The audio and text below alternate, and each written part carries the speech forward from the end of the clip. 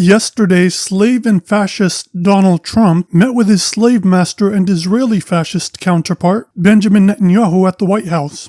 It's no surprise that the very first foreign leader to be invited by the Trump regime and to actually visit the United States since the Trump regime took over for the second time on January 20, 2025 was Trump's slave master, Benjamin Netanyahu.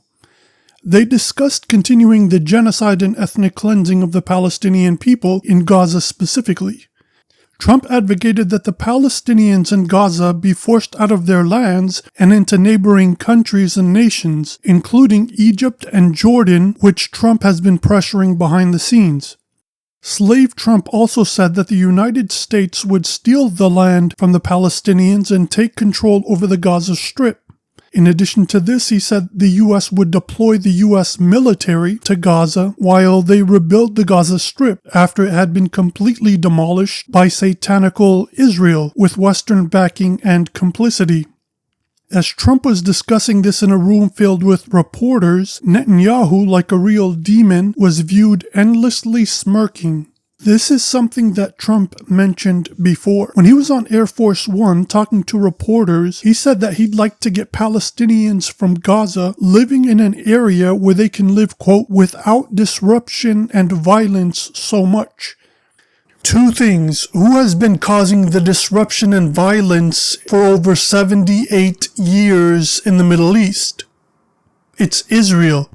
It's been Israel for over 78 years. He can't say it's Israel that's been causing all of the violence and terrorism in the Middle East because they control him like a good, obedient dog. That's one. Number two, if a colonialist and alien parasite is causing trouble for the native and indigenous population, you don't then ethnically cleanse the native population from their ancestral homes. You get rid of the interloping colonialist parasite. You quarantine them from the rest of civilization and ship them off toward an area where they can't harm any natives or indigenous people. But again, Trump can't do that because Israel has him by the balls.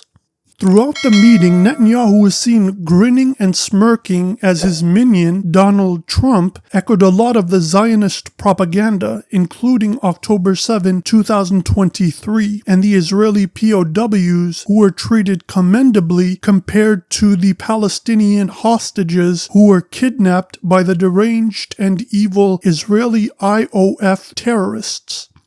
There was no mention of the more than 2.3 million Palestinians from Gaza who faced genocide and countless war criminal acts, including rape, murder, torture, etc. As a matter of fact, meat puppet Donald Trump signed an executive order yesterday against Palestine and the very few organizations that look after the welfare and safety of the Palestinians, including UNRWA and the United Nations Human Rights Council. Trump isn't just a dog, he is Israel's dog. And look at the body language of the two, slave master versus slave. In terms of ethnically cleansing the over 2.3 million Palestinians from Gaza, if slave Trump believes that he can ethnically cleanse 2.3 million Palestinians from Palestine Proper, including Gaza, their ancestral and native lands, then why not evict the illegal Israeli alien colonialists who are both not Palestinian and who've been nothing but anti-peace insiders in the Middle East and in the Arab world since illegally occupying Palestine proper for over 78 years? Just move the Israelis back to Europe and get European states to take them in.